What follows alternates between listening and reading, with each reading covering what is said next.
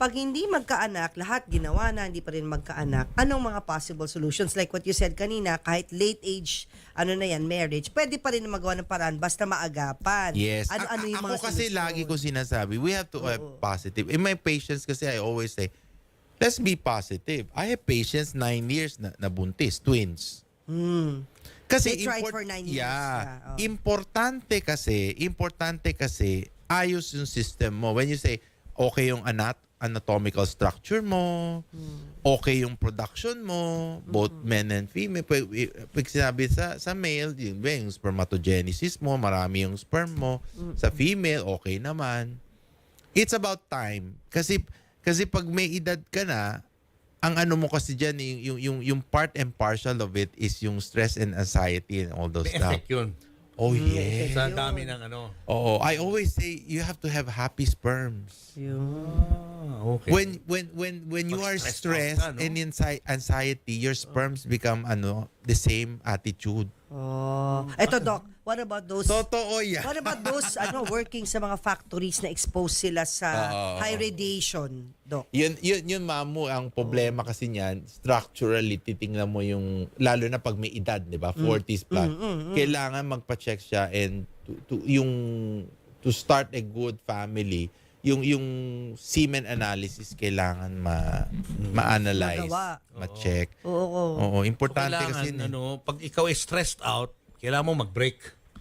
Pag gusto mo Break. magkaroon ng anak na you have to healthy. believe on that. Kasi even if si Mrs. sabi niya, stress, hindi totoo yan. O di ba pag stress ka, when couples do yung ano sila, yung copulation, parang di masaya, di ba? Kasi nga There's stress. something wrong. Kasi it's also about the mind. Yeah. Diba? Making love is That- not just yeah. physical, it's the mind. Kailangan may bliss, di ba? May bliss. Kaya nga may honeymoon eh. Dapat stress-free. Oo. Ano, Ako pag couples ko, nagka-honeymoon pag ka. sinabi mo na ayos na, pag naayos na yung lalo na lalaki, pag tumaas na, pag inaano ko, sabi ko, go in, have a vacation. Nagbibigyan ko ng sick leave. Meron ba, 1 Doc? week. May mga gumagawa na ba ng in vitro sa Pilipinas? Meron na. Lahat ng mga technology na ginagawa sa abroad. Meron na. But of course, you have to look into the aspect of unsuccessful. Diba? Of course, is very medyo siya emotionally surged yan pag unsuccessful because you know that you go to in vitro and it takes a lot of budget and finance on your part at hindi ka makakabuo. Yeah. Kaya pag yung mga ganun, I always say, study it well before you plunge into that. When you say study, pag-aralan maigi ngayon, lalo na pag may edad, sabi nga ni Mamo, if you're 45, female, pag-aralan mo. Is it appropriate? Tsaka no guarantees, Jules, ang in vitro Kahit gumastos ka na ng may malaki. makilala tayo. Kasi I'm relatives na gano'n na walang guarantees na mabubuntis ka kahit magbayad ka pa ng Kaya malaki. may iba nangyayari kasi okay sa couples, okay sa lalaki, hindi na okay sa babae. Would you want to get somebody, ikaw mag-contribute, you carry, and somebody not your egg. Kasi alam mo okay. but just to form a family.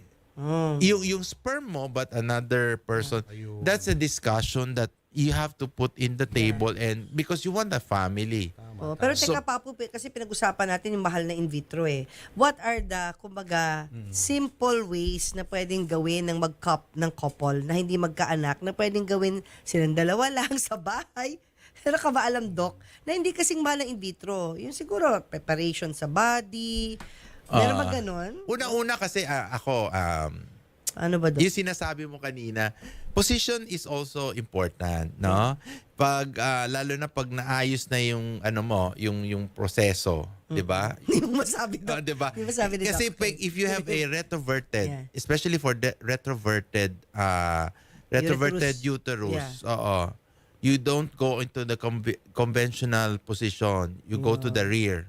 Kasi pabaliktad yung uterus. Totoo 'yun. Yeah, Pag I heard of that. anti-verted Yes. yung uterus mo, you Yes. can go on the normal position of Mas malaki yung chances makabuo. Yes, oo.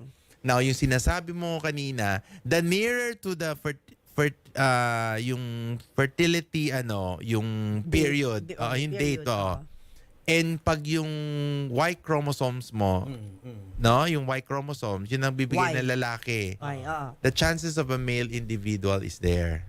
Pag nearer Kasi to 'di ba the kunyari fertility. 1 month, 'di ba regular Yeah. ka, 14 15 yung ano natin, 'di ba? Yung peak mo, 'di ba? Okay. Oh, we go to the calendar. Naging OB ako bigla. yung peak mo na 14 15, you're talking about the 30 days Cycle. calendar 14 15 mo yun ang pinaka-peak mo. So meron ka pang 2 days before that and 2 days after After, that. yeah. Oo. When you're closer to that and you have very high Y chromosomes, the chances of a male is there. Hence the lunar calendar. Yun ang And sinunod hence ko. the lunar calendar. Yun ang sinunod ko, Jules. Wala kang kamalay-malay, Yung mga dates na tinatawag kita. Call you on the telephone. Ayun na, si lunar calendar. Nag-ano ka na? O, kinareer nagbibilang mo. ako. Kinareer ko kasi yun na lang yung chances kasi magpo-40 na ako Sabi ko, wala namang mawawala. Nagpe-pray ako at the same time, sinusunod ko yung lunar calendar. Pero maamo from 14, 15, we're talking about the 30 days. 14, 15, 2 days, 2 days. Pero 4 days, Okay. yung 4 days beyond that, pwede pa rin. Pero the chances of a female will come out. Yan na. Ayun. Okay. So, wala talagang sure na sure no, pagdating sa ganyan. Oh. Anyway, it's best to consult a doctor Yes. para mag-guide ho kayo sa prosesong Yeah. pagbubuntis. Importante yan